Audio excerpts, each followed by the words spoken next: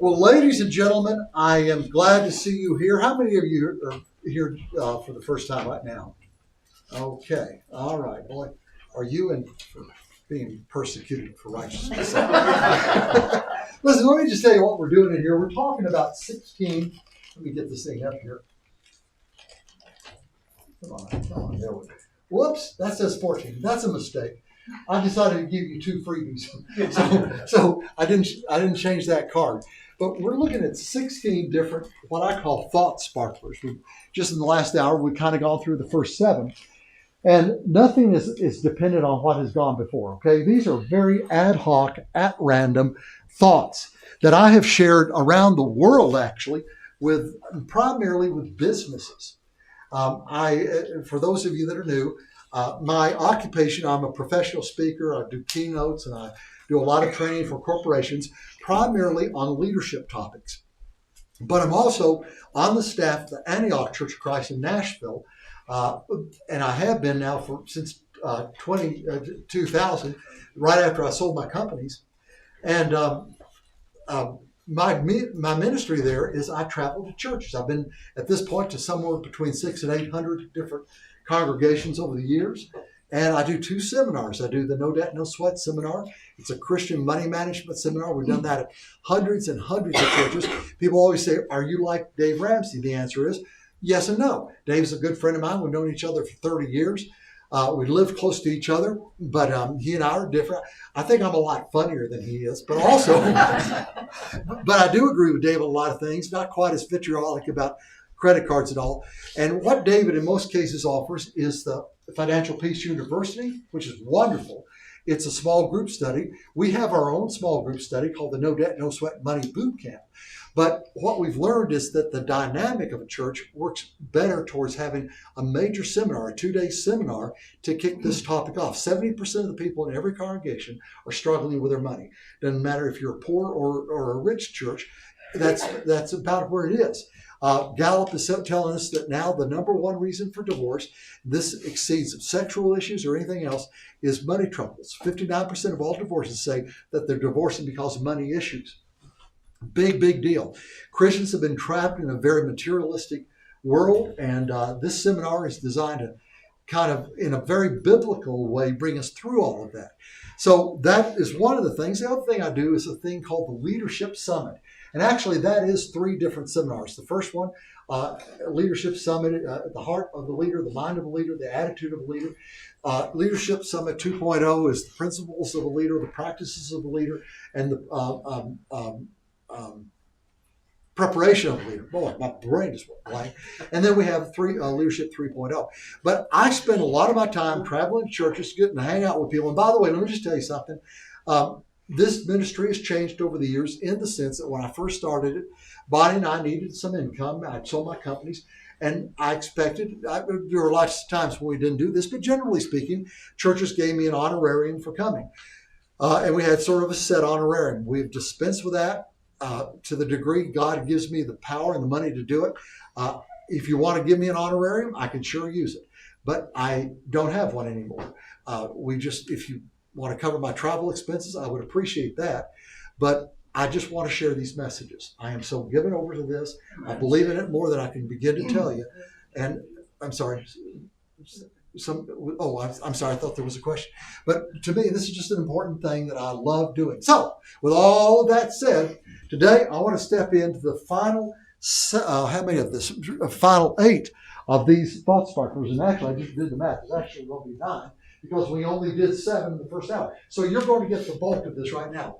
If you're going to minister, if you're going to elder, if you're going to succeed as a godly person, you need to do some of the same stuff we tell corporations to do. And by the way, ministers, you've got the most important selling job in the world. We talked about this last hour. I'm not being flip or trite at all. But your job primarily in elders, and by the way, not just you guys, but every member of the church, we are ordained by God to be sharing Jesus with others. This means we have to do everything we know how to be effectively persuasive to other people. And so in that sense, yes, we're trying to sell and we're trying to communicate. Now, if you're going to do this well, one of the key things here, you got to stay healthy, okay? And listen, let me just show you how to do this. First off, before I get to that, let me just remind you that your health is what gives you the ability to work, which is then what gives you the ability to serve other people. And if you're not healthy, you can't work. And if you're not working, you can't serve other people. This is an important thing that a lot of us don't really get. Sick is very expensive, and I believe that we owe it to our families and to our churches to do everything we can to be healthy. Now, let me just tell you why I'm nailing this so hard. This is a big deal for some corporations.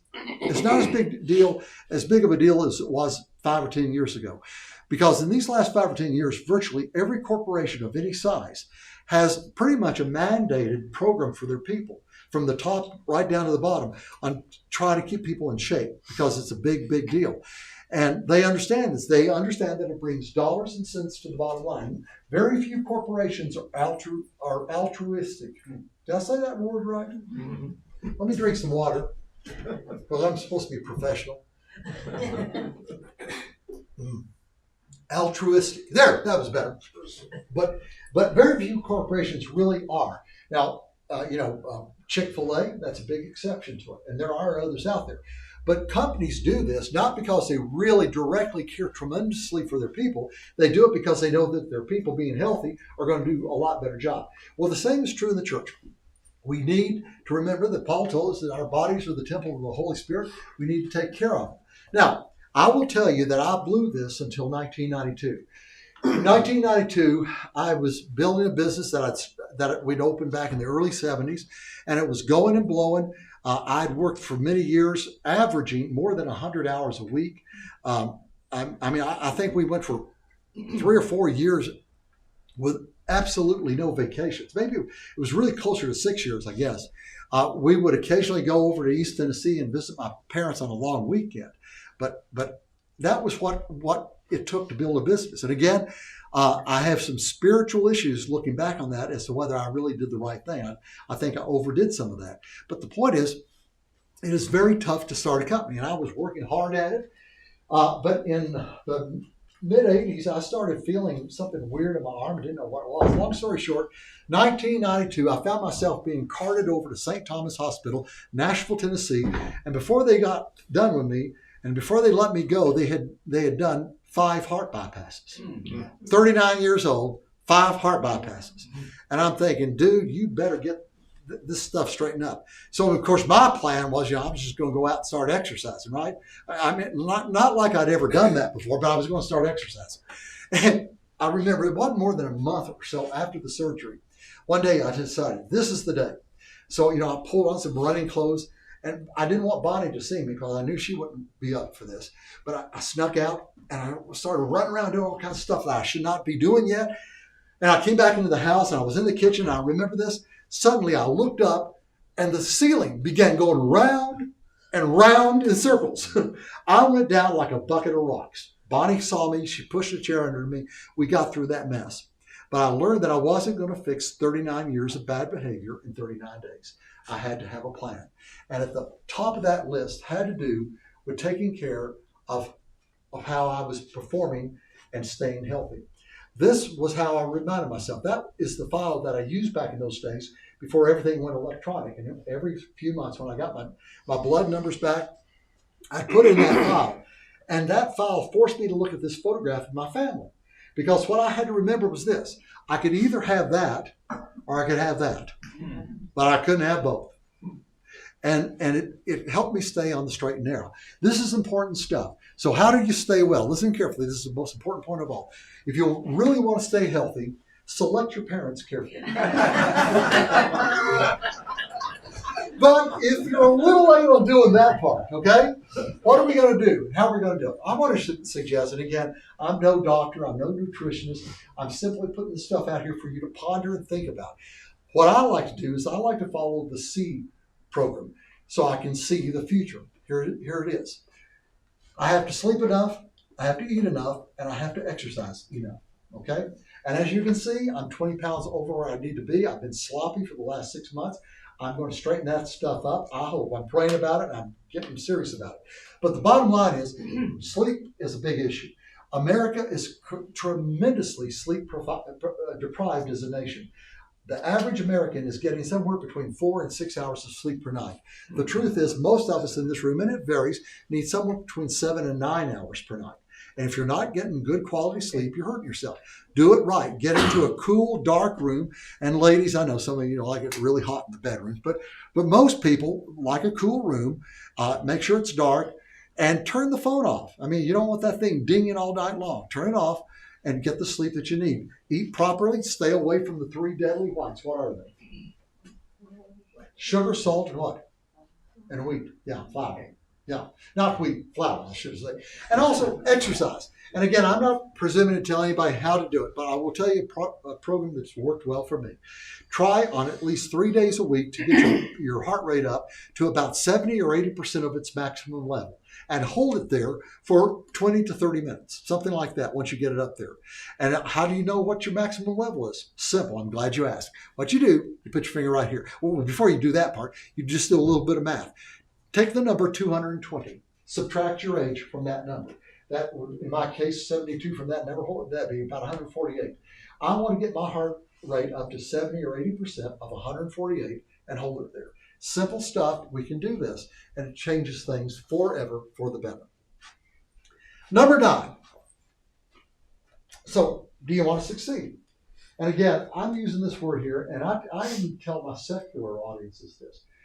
For me, these days, success isn't about how much money I have. Oh, I keep walking away from this. Hi, camera. They fuss at me during the break. They say, you kept walking around the audience. And I always do that. But anyways, I'm glad to be with you today. But when I talk to secular audiences, I do talk about success. But at the same time, you know, they've already paid me. I mean, I can say anything I want to say pretty much. So I tell them, you want to succeed? Do it the way Jesus wants you to do it. And that's interesting, the way that goes over at American Airlines or some of these other companies. But I try to do things like that. I don't always, but I try to do that. And so for me, succeeding is a lot more than just making money. So if you're going to succeed, it starts first on a personal level. And I'm just going to tell you how you can tell right now whether you're a success or not, okay? And this is going to be a little bit brutal. But if you woke up this morning you got up in hotels, I get that. Doesn't count. But if at home you wake up in the morning and at 10 o'clock in the morning, if somebody walked in your bedroom and they saw this, I would say that you're not succeeding. That is the sign of a person that doesn't have discipline. That is the sign of a person that isn't motivated and more likely than not is living at some level low-grade depression. That's the truth. You've got to do the small things right. In other words, make your bed every morning. And here's the cool part about that. It starts your day off with a win. You walk out the door a little bit straighter, a little bit stronger, feeling a little bit better, thinking, yeah, I got that done. I did the right thing there. Go out the door feeling that way. It brings benefits like no one's business. I will tell you that I do believe that if you do the little things right, you're going to get the big ones right too. My dad taught me about this bed making thing when I was a kid. Dad had been first lieutenant in the Second War in the Army Air Force. And he'd gone through officer candidate school before he got there. And boy, they drilled them and taught them some things pretty seriously. One of the things that they taught them was how to make up their bed and how to get the bathroom straight. And I can remember as a kid, my dad had a rule for my twin sisters and myself, and he and Mom did this. So all 4 beds every single morning were made up tight. My dad, every now and then, would walk into my bedroom. I don't know why he picked on me, but he did. He'd walk in my bedroom and pull out a coin, and he'd flip it, and it would hit the bed. If it did not hit the bed, jump up high enough to flip over again and come back down, tear it down, Steve, tighten it up. That was the rule. And I didn't like it then, but I'm so grateful for it now. I'll tell you one other thing, and he did this more as a joke. But one of the things he'd do occasionally, he'd come in the bathroom after I got clean and left, and if I'd left water on the, if I hadn't toweled the walls down properly, I had to come in and towel them down. Every now and then he'd stick his finger up the faucet, and if he could flip out 1 drop of water, I had to come in and dry it out. That was what he'd been taught, and it was a discipline that he lived by. And again, I love him to death. I mean, but it's understanding that we need to bring some discipline into our own lives. And let me tell you why this is so important. Preachers, I'm talking to preachers. And again, preachers, I'm not ever laying anything heavy on you guys. You have no clue how much I love you. I told the last audience, my son preaches for, I don't know, an 800, 900 member church in Chattanooga. And I love that kid. I mean, I baptized that boy when he was 7 years old. He's never looked back. He is what I want to be when I grow up. So I love preachers, okay? But I will tell you this. Preachers, you, especially if you're in a church that doesn't have a nice big staff going and all that, you are living a very desolate, and in some cases, discouraging lifestyle. Because there you are by yourself. You got all kinds of things going on. You know that you cannot ever really fully open up with your congregants because things are sensitive and you don't want to do that. You've got to be the guy that kind of holds things in. Maybe you can talk to your wife, maybe you can't. But more than almost anybody else out there, except for possibly door-to-door salesmen, you have to do things to keep yourself strong mentally. And this kind of discipline I'm talking about here does that for you. It changes things. And I'll raise your hand if you've ever heard this in a preaching class before. Yeah, they don't talk to you about these things, but this is important stuff, and it's life-changing. You see, small wins every day lead to bigger wins. And those bigger wins, when we make up our bed and go to bigger things, that's what makes for a successful, balanced lifestyle. So what do we do with this balanced lifestyle? Well, we need to get actively involved in routine goal setting. Oh, the camera, I'm back. Bald head. Okay, so we got to get involved in active goal setting. I believe this is so important. Research has shown that among salespeople, and I'm kind of calling you salespeople today, 100% of them know that they need to set goals. 80% understand how to set goals, but only 40% actually set them and achieve them. So that means 4 out of 10 well, I won't say successful because the ones that don't set the goals usually aren't very successful. But among salespeople, only 4 in 10 are really setting and achieving their goals. And folks, we have such an important call in our lives. We've got to do better. We've got to do this. Now, how does this work? Well, the fact is, setting a goal is simple. It's very easy. However, keeping a goal is as tough as it can be. Okay? Here's the truth. If you got enough energy to get out of bed, brush your teeth, and drive into work in the morning, you can do this. This does not take a brilliant person. I am not a very brilliant person. That's one of those reasons why I've always had to work many more hours than a lot of my peers. I'm not that smart. But I've learned that if I do certain things right, set goals properly, and do other things correctly, I can achieve a lot in whatever field I'm trying to be in.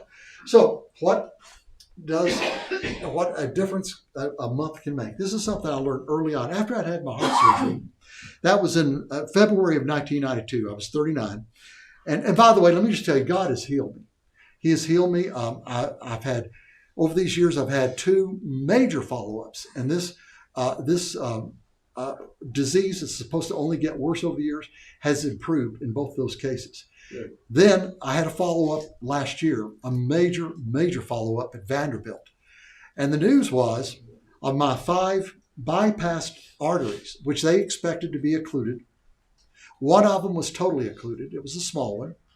And my heart had built what they call collateral circulation. So it wasn't even important anymore. It had all the oxygen and blood it needed. The other 4 that had been up to 90% occluded were all at 0. Wow, God is good. All the time. Brother, I don't know where you stand on things like this, but I'm telling you, you need to believe that God can do it. Amen. And he did it. I don't have any explanation. I don't know why God heals some people and he doesn't heal other folk. But I am just taking this as an opportunity to try to please him and live for him. So anyways, I'm sorry, I got off the subject. But at any rate, after I started my exercise program in the spring of 92, I did that all year long. I came back, I can still remember this. I came back at the first few days of 1993, came back to the gym, and lo and behold, that gym that had always had a few people in it here and there, that gym looked like this. Everything in there, boom, had people on it. And most of them were pretty big people, I noticed. And I thought, what is going on? I came over to a guy working here. I said, what's happened around here? He said, don't worry about it, Steve. These are the New Year's resolutionists. Give them about a month. And I did. 1st of February, there's what it looked like. It's easy to set a goal. Keeping these goals is really hard. PRPR, which is a public relations service that I'm in some ways acquainted with, says this. They say that their studies show that 62% of Americans make resolutions on a monthly basis. However, 36% of their resolutions, 36% of them drop those resolutions after a month, and 54% drop the resolutions within 6 months. We don't need to be a part of that crowd.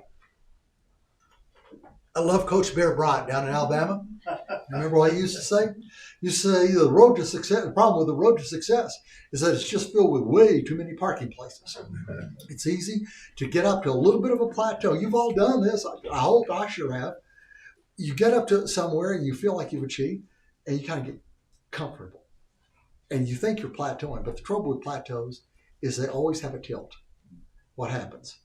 You kind of revert back to the mean. That's not what we need to be doing. But in fact, very little happens without a goal. To achieve your goal, I'm going to give you 5 concepts. And none of this is rocket science. Most of you have heard most of this before. I know that. I want you to hear it again. I want us to get it between our ears. The late, great coach, Green Bay Packers, help me out somebody, I can't think. Vince Lombardi. Vince Lombardi notoriously started his practice season out every year by getting all these seasoned professional football players seated. And he was a kind of a fat guy. He'd waddle over here to the duffel bag, reach inside, pull out a football, and get back in front of these guys and say, gentlemen, the item that I am holding in my hand is what folks call a football. And that's where he began practice every season. Because he wanted his guys to understand that it wasn't worth 2 flying rips if they knew all the plays the other teams had, all the tactics, or anything else. Until these guys understood the fundamentals, the basics, they weren't going to do very well playing football.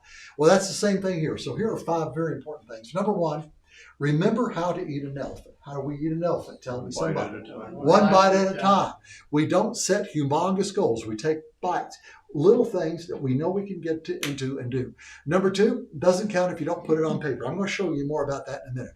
But I'm telling you, I don't care if you're talking about a new law, the Constitution, or a family budget. Until that sucker is reduced to writing, it's nothing more than a bunch of free-floating ideas out here in wide open space waiting for revision with every little whim that comes around. You got to put it on paper. It doesn't count. Number 3, tell others about it. Now, why do we want to tell somebody else about our goals? They'll hold you accountable. They'll hold you accountable. That's the big reason. Yeah. And they will. And you're going to be embarrassed because they're going to come up and say, you said you're going to lose some weight, but that hula hoop still won't fit over you, will it?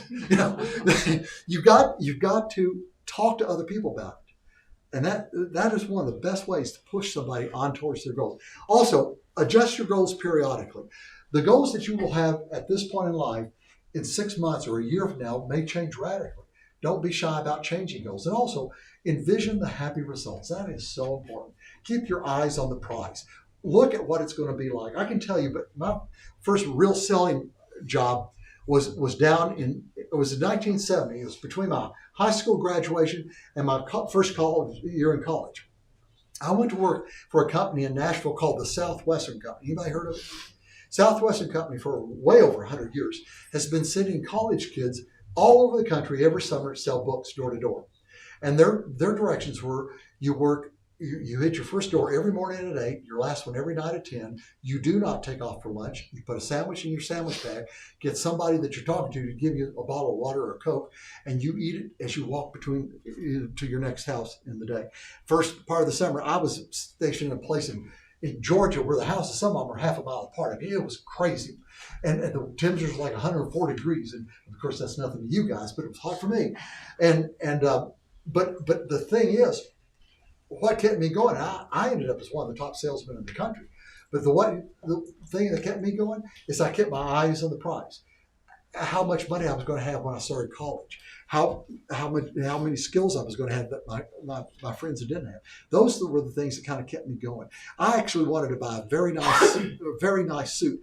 I'd always had these little inexpensive suits and they were fine, but I wanted to get a good one. And my goal was to get a really nice suit when I came to Lipscomb. And I did. But the point is, keep your eyes on the prize. That's what will help us go the distance. Goals are important because if you can't measure it, what? You can't manage it. You've got to be able to measure how you're doing in order to manage it. So how do we do this? Well, you need a system. Okay? Well, I think we'll intellectually know that, but how does this thing play out? I'm going to show you a very easy, quick way to set goals. It's called the SMART approach. This is not new with me. I've taught this in corporations around the world, and I've noticed it's odd to me. Sometimes young people already know about this, and the 60-year-old CEO has never heard of it. So let me just tell you quickly what this is. When you're setting a goal, make sure your goal is specific, it's detailed. Exactly, here's what I want to accomplish. Number two, make sure that it's measurable, that you can tell how it's coming along, and measure it. Measure it routinely, maybe every day or maybe every month, depending on what kind of goal it is, but always be measuring it. Make sure that it is achievable. That means that we are going to be 100% sure that we can do this. I've seen people that have set goals that are just too big for them, and all that ends up in is failure and discouragement. Make sure this is something that you can achieve. Also, make sure that it's relevant. People sometimes set goals that have absolutely nothing to do with the path that they should be on. Make sure that it is going to get you closer to those desired results. And also be sure that it's time constrained. If you do not have a deadline on your goal, you're going to put it off forever. It's a fine thing for me to tell you I'm going to lose 20 pounds this year. But if I don't tell me, Steve, May 16, you're going to be talking to a humongous crowd out in Los Angeles, and they're going to be about 3,000 or 4,000 people. It's going to be televised, and you look like a slob. You're going to look better. And what I did, by the way, on that front, when I lost weight earlier, I took all my suits in and had them trimmed down, recut, right? And now I have a closet full of suits I can't get into. And I've already determined I'm not going to buy a suit for this thing. I'm going to fit into another suit, or I'm going to look like I'm pouring out of it. One of the two, but I'm going to be wearing one of those suits. That's the way I'm going about this. Okay, let me share with you something else, and this is also very important. If you're going to succeed at anything, you got to kill the time thieves, and they are everywhere. You may want to shoot a picture of that someday, I thought. Okay, good. Everything that we do in the course of a day falls into one of three categories. There are the nows, the necessaries, and the needs. The now is something that is urgent, that has to be done today. It's time sensitive. You're driving to work, a tire blows out. Right now, you better get that sucker off the road, right? That is an urgent, something you have to do. The necessaries, those are things that you have to do. Maybe there are things you have to do today. But it doesn't matter if you do it at 9 o'clock this morning or 2 o'clock in the afternoon. Either way works fine. But they're necessary. You got to do them. And then the third category are the needs. Now, these are things we like to do. Playing video games or hunting or whatever it is that you like to do. Let me just ask it this way. You can do a better job at this. Where do you think most people spend most of their time? 1, 2, or 3? 3. That's right. We tend to spend so much time in the needs. And then when one of the necessaries becomes a now, we're in a tizzy. And that's the wrong way to do it. You've got to do it progressively, starting at the top and going to the bottom. And when you do that, the needs become something that we're not doing to anesthetize our pain because we feel like a failure. We're doing these things because we feel like we've won, and this is a reward. It's a different mindset. Changes things. So how do we make a to-do list? This is some material right here that I've taught FedEx, and they seem to have appreciated it. And I'll tell you, this is not the way you do it, okay? It's got to be written, but not like that, okay? So how do we do it? Well, you control your time. You got to write it down. And I don't care, frankly, whether you use a fancy pad, a yellow pad, or an iPad, okay? Any one of these will work just perfect. But you've got to write this sucker down. Like I told the last audience, I don't care what we're talking about. Until it's written down, it's nothing more than just an idea floating around out here in open space. You got to put it down on paper. So how do we do this? Here's what I suggest. Write notes all day long. As your day is progressing, write notes, whether it's on your phone, whether it's on a pad or whatever. As you think of things you need to do tomorrow, just write them down. Because you'll forget if you don't write them down right then. Write them down through the day. And then at the end of your day, before you get in the car, before you go home, before you officially quit, before you get focused on other things, spend 5 or so minutes, maybe 10 minutes, at the office or wherever you are, going over those things you've already written down and thinking about other things that those things you've written down kind of trigger you on, other things that you want to do tomorrow.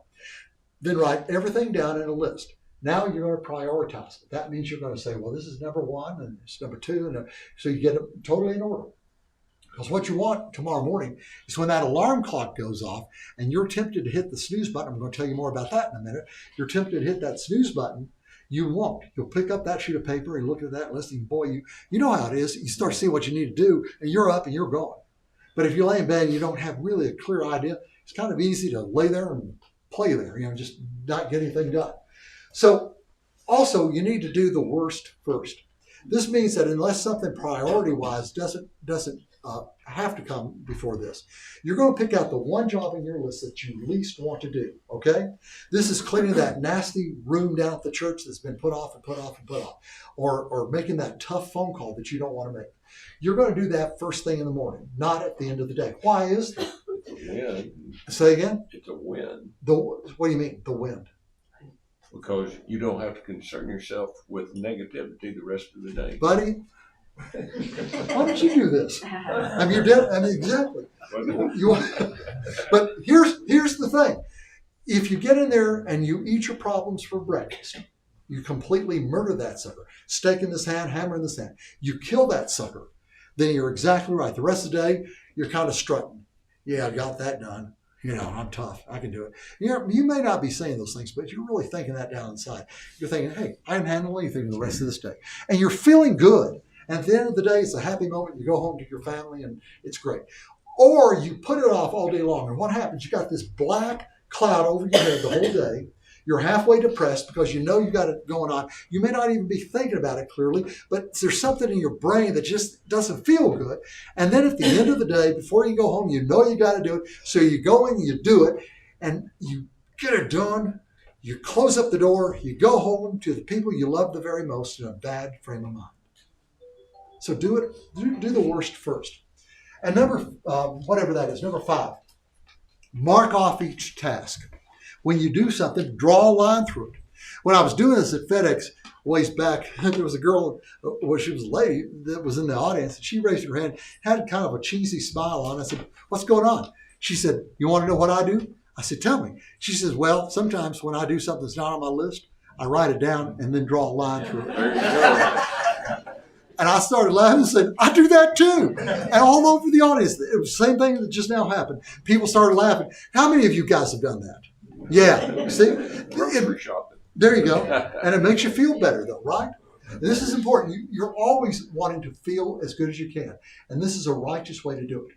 So, where does this take us to? Well, you got to also remember the 6 deadliest people on the planet. And I want to talk to you about these. Because these are people you do not want to have anything to do with, okay? Who are these? I call them the deadly 6, and here they are. Number 1, top of the list, are people with small buckets.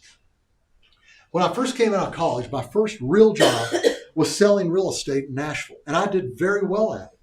Now, I can remember that one day, I don't know, maybe 6 months, a year into it, the boss actually built it was an office building, so they rented more space and given me a private office.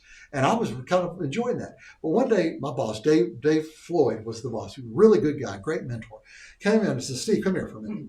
So he takes me out, and we come into a room that's about twice the size of this one.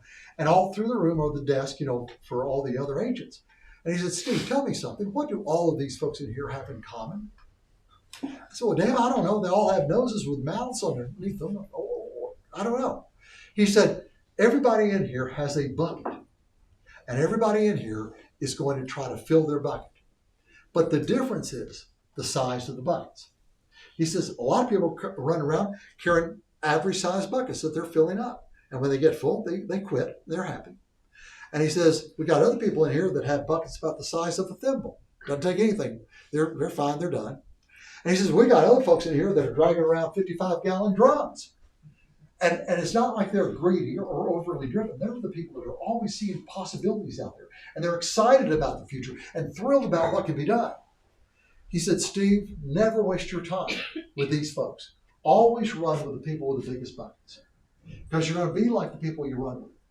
And you need to have a big bucket. Stay away from small bucket people. Number 2, Watch out for the Nicotivites. That's a word that I kind of developed. It sounds so biblical. But look out for people that have a way of putting a negative spin on everything that comes along. These are the people that tell you you can't do this, you can't do that, it isn't going to work, it's not a good idea. Stay away from those people because they're poison, they're going to ruin you. Just got to stay away from them. Also, look out for the procrastinators. These are the people who believe that today's greatest work-saving device is tomorrow. Stay away from them. These are people who put everything off. You don't want to be that person. Again, you want to do the worst first. You want to get into it. You want to rock and roll. You want to, get it done and get going forward. This is the way productive people have to think. Number 4, look out for the perfectionist. The ad agency, one of my employees was a guy named Jerry, wonderful man, but he was a perfectionist. He was our art director, creative director actually. And I used to get so ticked off at Jerry because he had a nice office, but he had so much junk in there, he couldn't bring anybody in with him. So he was always tying up the conference room. I was always fussing at him about it. I said, Jerry, clean up your office. Well, Steve, I'm going to. But see, he had chairs in there that had stacks this high of old magazines and direct mailers and everything you can dream of. And in the corners, there were other stacks of stuff. It was impossible to even get in there. He said, Steve, I'm going to, but I first got to go through everything here and tear out the ads I want to put in my files so I'll have them for references. Well, that was a good plan. It was a perfect plan. Trouble was, Jerry was already working 70-hour weeks. He didn't have time to do that stuff. Best thing he could have done was to have chucked it and gone on with life.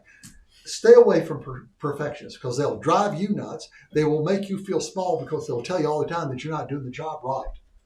And nothing will get done in the process. These are dangerous people. And also, look out for the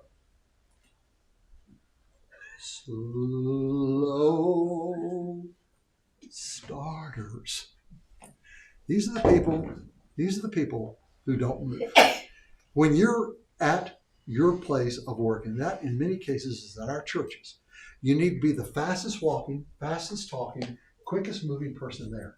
And I'm not talking about living a flip kind of life. There's much of our time we need to be in quiet with God on our knees, with calloused knees in prayer. Okay, I'm not diminishing that at all. But boy, you've got a big job to do. You need to get up and you got to move like you're into, whether you like Donald Trump or not. He's 78 years old. And that sucker, man, that boy walks like no one's business. He has an attitude. He feels like he's got this much to do. He's got that much time to do it, and he's moving like it. Well, folks, we're in a much more serious situation ourselves. It's all eternity that we're dealing with. And we need to be the person that is up and moving forward. So look out for the slow starters. It's kind of dangerous. It's a small finger, a worm, like a dagger, tiny sword, breadstick, matchstick, a lamppost, coin slot. No. 10 seconds. a stick, a walking stick, a Eiffel boundary, Mount Tower. Kilimanjaro, Victory Falls. Sorry. It's a tandem bicycle. What? As long as sloths are slow, you can count on Geico saving folks money. 15 minutes could save you 15% or more on car insurance. If you want funny videos fast and with Okay. It's Well, stop, Steve. it's There we go. Well, you got it kind of in triphonic there, I noticed. With all these TV sets were going, I should turn the volume off. But you got the point, right? We don't need to live like that. We don't need to be sloths. Somebody had something just as I started to roll back. Somebody told me to go back Somebody asked you if you'd go back to that. to this. I'm back. There you go. But I want to add one last thing here. Look out for people who are habitually late. These are people that have no respect for you or the operation. These are the people that show up at a meeting 2 minutes after it's supposed to start instead of 5 minutes prior to start. These are people that are not thoughtful people. And in some cases, these are people that you need to talk with, help them to get on board and get enthusiastic about what's coming down. On that point, I want to show you how to set an appointment. This has helped me tremendously over the years. When you're setting an appointment, never, ever set an appointment at the top or at the bottom of an hour. Just don't ever do that. We don't set appointments at 9 o'clock or at 10:30 or at 2 o'clock or at 3:30. We don't do that. Why not? Somebody tell me. People will forget exactly when they are. They'll forget or they'll just make assumptions. Well, it's starting on the hour. hour and a half hour. If I'm 4 or 5 minutes late, it's no big deal. Let me show you how to fix that in a hot hurry, okay? Set everything at odd times. We're going to have an appointment that kicks off this morning at 8:10. Or this afternoon, I'd like to have everybody in the office at 2:50. That way, we're giving people a very clear start time. And if you're 5 minutes late on one of those, don't you feel like it's really quite late? Sure. But if it's starting at 1 o'clock, you're 5 minutes after 1, who cares, right? It changes the way we think. It changes the whole paradigm. And what's cool about this is it helps people get more uniform. Those of you that have church staff meetings or elders meetings, you need to do these kind of things because it brings a form of discipline to the whole situation that is a great blessing to everybody. It makes a big deal. And also, if you're setting an appointment, do this. Always give them a stop time. That is, hey, we're going to kick off at 8:10 this morning. I will have every one of you out here no later than 9 o'clock. Okay? Now, if you've told them that, don't be a liar. And I'm just telling you this. This is sinful. It's wrong. Because you've told somebody something and you're not doing it. And I know how we tick. Well, this is really important. We didn't think we were going to get into it. Well, tough. You're the person who set this meeting. You're the person that ought to be running it. You stop the meeting. I don't care if you're in mid-sentence at 9 o'clock. I don't care one bit. You say, listen, time's up. We're going to have to carry this over to the next meeting. You're all excused. That way, those people know that you respect them. And in return, they're going to respect you more when you set the next appointment at 2:20. Okay? It's a big deal. Doesn't sound like it, but it is a big deal in the discipline that we put into our personal lives and also the discipline we put into our organizational meetings and so forth at our churches. Oh, one other thing. Remember this. Snooze alarms are for... They are. You see, if you hit your snooze alarm in the morning, you're telling yourself that you're a liar. I mean, last night, just before you went to bed, you figured all this out. You said, I have to get up tomorrow morning at 7 o'clock. And then in the morning, when it rings at 7 o'clock, and you lay there and start negotiating, well, I don't know if I really have to get up. You're just saying that what the last promise you made yourself last night, you're not going to keep. And that sets your whole day off in a bad zone. That is not the way to do it. Honor your commitments and honor the truth. And listen, on a related topic, I'm just going to say this to preachers. Guys, never disrespect your church and never lose your own credibility. One of the best ways to do that is to say, I'm just about done and still be preaching 10 minutes later. I'm just saying it's wrong. Or somebody gets up and says, I don't think we're going to need more than about 20 minutes this morning. Okay, that's pretty short. But if you say that, then at 19 minutes and 50 seconds, you're down. Because if you're not, at the least you're telling the people you don't respect them. But you're also saying, I'm not a very good manager myself. I'm not responsible. And in the worst, you're seen as a liar. Not a good thing for a preacher. So this is a big deal. And I've had to deal with a situation like this recently. And a fellow routinely with a congregation that's expecting about a 30-minute sermon, preaches about 50 minutes. That'd be fine if you preach 50 minutes of material. It's more like a 20-minute sermon repeated 2.5 times, really. So it's important that we honor our word and we handle things with dignity and respect. I do want to mention this as the next to last thing. That is that we, as God's kids, need to stop presupposing. We do this and it's wrong. That is, we suppose something about someone else without enough data to really know. I don't know if you've heard about the preacher and the hippie. This guy, he was disheveled, kind of an old hippie sort of guy, comes to visit a church one Sunday morning, comes in, listens to the sermon, all this. The church is over. On his way out, the preacher's standing there and he shakes hands with the preacher. And the preacher says, glad you were here, but young man, you need to ask Jesus what you need to wear next Sunday because this isn't right. Well, okay. Well, surprise to surprise, he actually did come back the next Sunday. But he was wearing the same kind of clothes.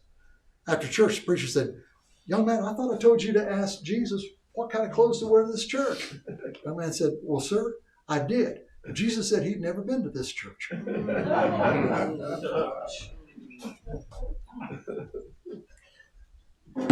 $100 here. Oh, no way. Yeah, just keep it. It's your...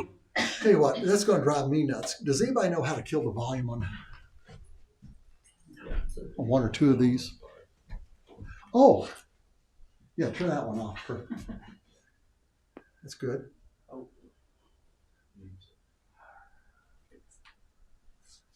That doesn't matter. I think we're off, and that's good. Now, do you think we should turn one of these last ones off? These ones should be in sync. Okay, perfect. Thank you, brother. It's $100 here. Oh, no way. Yeah, skip it. It's your money now. This one, you know? No, really, are you sure? Yeah, go ahead, it's yours. I'm starting to tear No, up. it's okay. That's like incredible. It's okay, it's alright. Yeah. Yeah, of course. Yeah, of course. Never happened. This is my life. Nice meeting you. I hope you can, have a good use of that money. It will be, sir. Okay, great. See ya.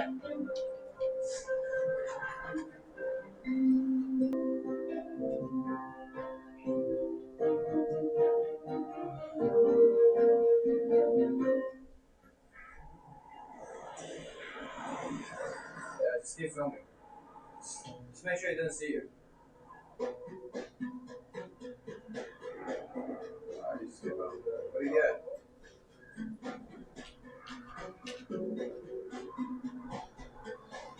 Oh, let's go across the street. Let's go. Go follow him.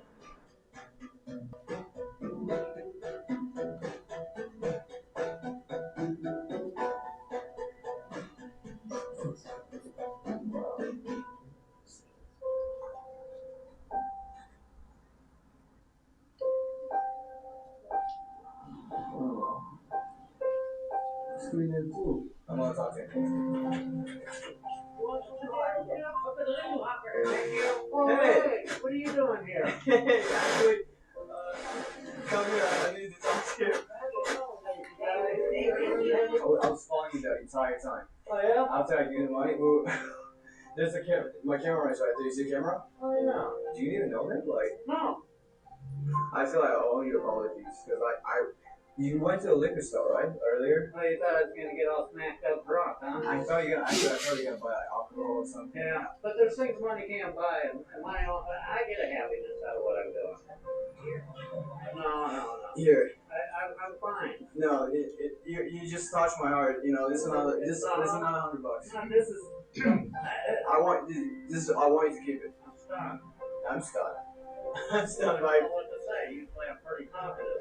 how you end up to like where you at right now? Basically, I was living with my parents, and my stepdad had cancer, and they were getting hospice, but it didn't cover. The insurance only pays so much, and I quit work because I had to be available. So he passed away, and then 2 weeks later, my mother passed away from kidney failure. The building they're in is being sold, the condo, and I all of a sudden found myself homeless. That's been like 4 months now. And there's a lot of people that are just victim of circumstance, and they didn't go homeless because they were late, you know what I mean? Lazy or like No. drug addiction? It could be a divorce, and one thing leads to another. The man sells his clothes, his home, everything, and all of a sudden he finds out he's got no money. And there's a lot of good people that are homeless. You're doing good. You somehow be on a scene and you meet among the good people. That's all there is to it. You're on a different path somehow in life. I can't explain it. Just saying. Does that speak to anybody? Let's be real careful about that. You never know the burden that somebody else is carrying. And but if you think about it, there was one person on earth who did, and that was Jesus. Yeah. And do you remember how universally compassionate he was? Something to think about. We're going to wrap this up, but I just want to remind you, some of you in here don't have very many miles on the odometer. You're young. But others of us in here are way past our shelf life, right? So next time preachers, next time elders, somebody in the church calls or suggests or infers that maybe you're just nothing more than a dinosaur, just smile real big at them. Say, yes, sir, you're right. But guess what? I'm a T-Rex. Listen, I'm so glad you guys could be here today. We have about 5 minutes. I do want to just remind you, I mentioned this in the last hour. I'm not going to get into it here as much. But if you would like to hang out for a few minutes after we're done here in class, I'd love for you to, if you'd like to talk a little bit about how you could host a No Debt, No Sweat seminar at your church or a leadership summit at your church. I'd be honored to talk with you, and we'll just do that if you feel like it. Does anybody have any questions or comments on what we talked about? Is the book you have back there like what you showed us? Yeah, well, I'm glad you brought that up. We have some books back there. The answer is yes. Yes, if it has what I showed you. The answer is probably yes to some degree, but probably not. This is going to be mainly new material. It goes deeper than what I've been able to here. But these are nice books. I've written a bunch of books over the years, but these are books that have been so well received because what I do is I take 14 topics, and they're easy, quick reads that people can really get their arms around. Fast Forward Leadership has been very, very well received around the country. And this book right here, this is 14 days, 14 thought sparklers, 14 ways to become a stand-up leader. This book right here is one that I wrote for salespeople. And we quickly saw, no, this is much broader than that. Whether you're in sales or whether you're in ministry or in any other place in life where you want to persuade people and help people think differently about things, this is a good book for you. So at any rate, these books are both $17 books. If you'd like one, and I think I've got a few more than on the table if we run out, but if you'd like one of these, you can get it. And the best way to do it, buy one of these at full price, $17 for this one, and I'll give you this one for $1. So if you'd like to do that, we've got some still left. You're welcome to. Anybody else got a question? I do have a question. Yes, sir. And I mean this with all due respect to the leadership of my home congregation. What do you do when, as someone who's trying to do ministry in the church context and trying to, lead momentum in the congregation, what do you do when the elders fall into basically 5 of the 6 deadly people that you talk about? How do you go around like leading from the bottom up? Yeah, that's the toughest thing of all. And the best I know to do is to sit down one-on-one at a time with them and humbly talk to them about this. Humbly, I mean, be very, very respectful, because according to Scripture, you owe them your respect. The sad thing is, in many of our churches, and this is not as true as it used to be, but in many of our churches, we have good old boys that have become elders. And I hope I'm a good old boy. I want us all to be good old boys, except for those that are girls, good old girls. And there's nothing wrong with that. But sometimes churches have not understood. I mean, in a very legalistic way, we've gone down some things that Paul talked about. But we never really delved into the understanding that these are supposed to be the people that have the deepest spiritual walk. And they're the ones that need to be always studying themselves to see where they're missing it and trying to improve. Reading. I mean, if you've got an eldership that's not reading, you've got some issues. And maybe part of it is getting them a couple of good books if you can get them to read them. But sometimes they're not willing to do that because they don't understand the mandate they have. They don't understand how eternally important what they're doing right now is. So I'm sorry I can't help you better except just say go to one of them at a time, and you'll have to tailor how you talk to each one of them based on what they'll receive. And ultimately, at some point along the way, we all have to make decisions as to whether our work is going to be fruitful or not. I would urge you not to be in any hurry to run. I mean, that's one of the things.